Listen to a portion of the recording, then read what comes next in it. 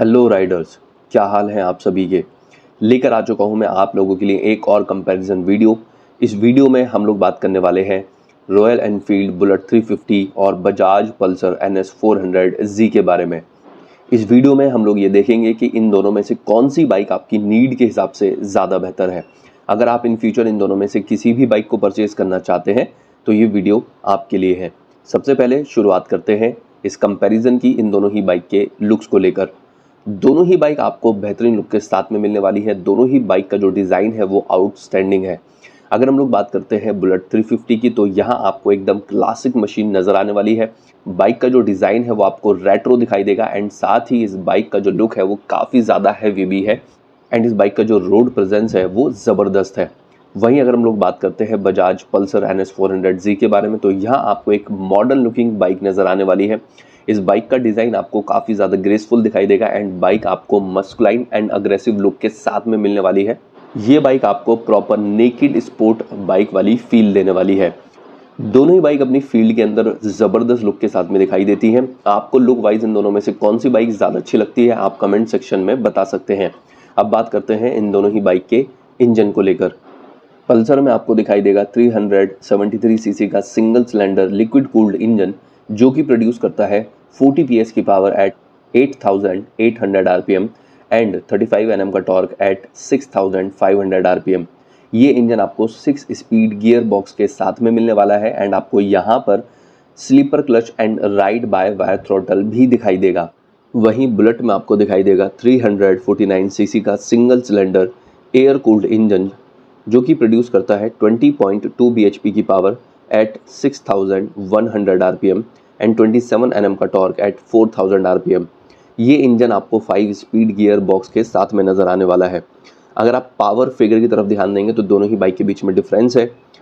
Pulsar आपको approximately 90 PS की power ज़्यादा प्रोवाइड करने वाली है एंड साथ ही अगर हम लोग टॉर्क को देखते हैं तो आपको 8 Nm का टॉर्क भी पल्सर ज़्यादा प्रोवाइड करेगी।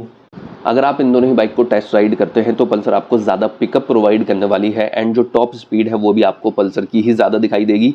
जहां बुलेट 350 आपको 120+ kmph की स्पीड प्रोवाइड कर सकती है, वहीं पल्सर 400 आपको 160+ kmph की स्पीड प्रोवाइड कर सकती है। यानी अनडाउटली पल्सर NS 400Z यहाँ एक ज़्यादा फास्ट मशीन है। अब बात करते हैं इन दोनों ही बाइक के वेट को लेकर। बुलेट 350 के अंदर आपको दिखाई देगा 195 किलोग्राम का वेट, वहीं पल्सर 400 आपको मिलने वाली है 174 किलोग्राम वेट के साथ में। यानी दोनों ही बाइक के बीच में 21 किलोग्राम वेट का डिफरेंस है। बुलेट आपको यहाँ पर हैवियर साइड पर दिखाई देगी। बात अगर सीट हाइट की जाए तो आपको पल्सर के अंदर मिलने वाली है 807 mm की सीट हाइट, वहीं बुलेट आपको दिखाई देगी 805 mm सीट हाइट के साथ में। मैं ये बता देता हूँ कि अगर आपकी हाइट 5'3" के अराउंड है तो आप आराम से इन दोनों ही बाइक को राइड कर सकते हैं। सीट हाइट की तरफ से आपको कोई इशू फेस नहीं करना पड़ेगा। अगर हम लोग फ्यूल टैंक कैपेसिटी की तरफ देखते हैं तो आपको पल्सर नज़र आने वाली है 12 लीटर फ्यूल टैंक कैपेसिटी के साथ में, वहीं बुलेट के अंदर आपको मिलने वाला है 13 लीटर का फ्यूल टैंक।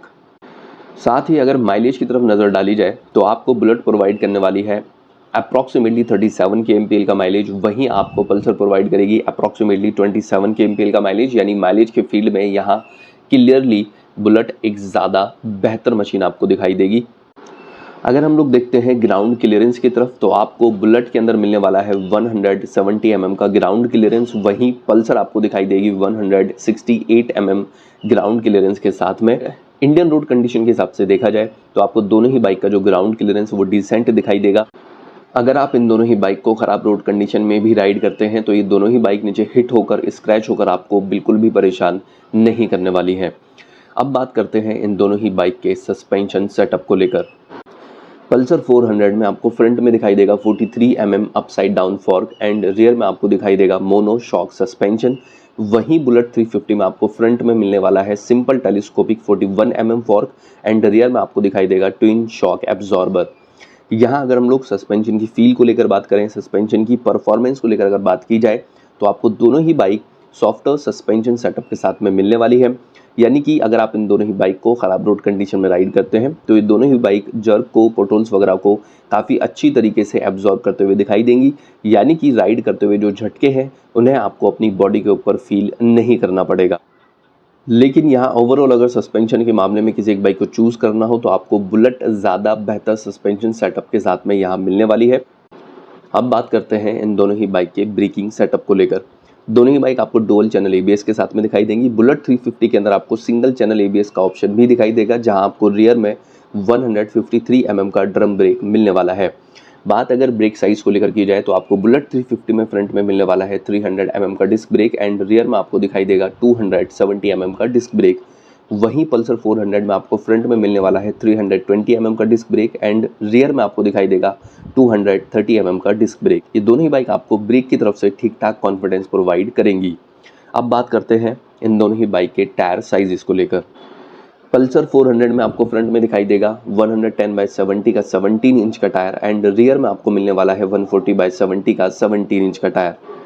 वहीं बुलेट में आपको फ्रंट में दिखाई देगा 100/90 का 19 इंच का टायर एंड रियर में आपको मिलने वाला है 120/80 का 18 इंच का टायर। यहाँ अगर आप टायर साइजेस की तरफ ध्यान देंगे तो आपको फ्रंट एंड रियर दोनों ही जगह पल्सर 400 में ज़्यादा वाइड टायर मिलने वाले हैं। अब बात करते हैं इन दोनों ही बाइक के प्राइजेस को लेकर। पल्सर के लिए आपको पे करने होंगे 1.85 लाख रुपीज़, वहीं बुलेट 350 के लिए आपको पे करने होंगे 1.74 लाख रुपीज़ से लेकर 2.16 लाख रुपीज़। यहाँ जितने भी प्राइजेस मैंने बताए हैं ये एक्स शोरूम बताए हैं एंड राउंड फिगर में बताए हैं। अगर आप यहाँ देखेंगे तो प्राइजेस के बीच में डिफरेंस है। बुलेट 350 यहाँ आपको कॉस्टलियर साइड पर नज़र आने वाली है। अब बात करते हैं इस वीडियो के कंक्लूजन के बारे में कि आपको कौन सी बाइक परचेज़ करनी चाहिए, आपके लिए कौन सी बाइक ज़्यादा बेहतर रहेगी। तो मैं ये बता देता हूँ कि अगर आपको एक रेट्रो स्टाइल हैवी मशीन को राइड करना है, अगर आपके लिए 120+ kmph की जो स्पीड है वो एनफ है, आप अपनी बाइक से ज़्यादा माइलेज चाहते हैं एंड आपके लिए बाइक का बजट मैटर नहीं करता है, तो फिर मैं ये कहूँगा कि रॉयल एनफील्ड बुलेट 350 आपके लिए हो सकती है। वहीं अगर आपको एक मॉडर्न स्टाइल बाइक को राइड करना है, आपको अपनी बाइक के अंदर ride by wire throttle and slipper clutch जैसे फीचर्स को भी यूज़ करना है, साथ ही आप अपनी बाइक के अंदर फुली डिजिटल इंस्ट्रूमेंट क्लस्टर चाहते हैं, आपको अपनी बाइक के अंदर traction control and ride modes जैसे फीचर्स भी चाहिए एंड आपको एक ज़्यादा पावरफुल मशीन को राइड करना है, साथ ही साथ आपके लिए बाइक का जो बजट है वो भी मैटर करता है, तो फिर मैं ये कहूँगा कि बजाज पल्सर NS 400Z आपके लिए हो सकती है। वीडियो क्लास में मैं एक चीज़ ज़रूर मेंशन कर देता हूँ कि अगर आप इन दोनों में से किसी भी बाइक को परचेज़ करना चाहते हैं तो उसको एक बार टेस्ट राइड करके ज़रूर देखें।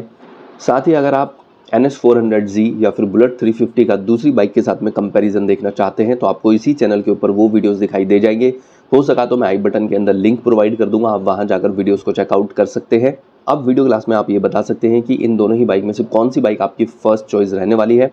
साथ ही अगर आप इन दोनों में से किसी भी बाइक को ऑलरेडी परचेज कर चुके हैं तो आपको अपनी बाइक के अंदर क्या अच्छी चीज़ें लगी है, क्या कमी आपको नजर आई है, वो भी आप कमेंट सेक्शन में मेंशन कर सकते हैं, जिससे दूसरों की हेल्प हो सके। आपका इन दोनों ही बाइक से रिलेटेड अगर कोई क्वेश्चन है, कोई क्वेरी है तो वो भी आप कमेंट सेक्शन में पूछ सकते हैं। फिलहाल इस वीडियो में सिर्फ इतना ही, जल्दी ही मिलते हैं दूसरी वीडियो में, तब तक के लिए हैप्पी राइडिंग।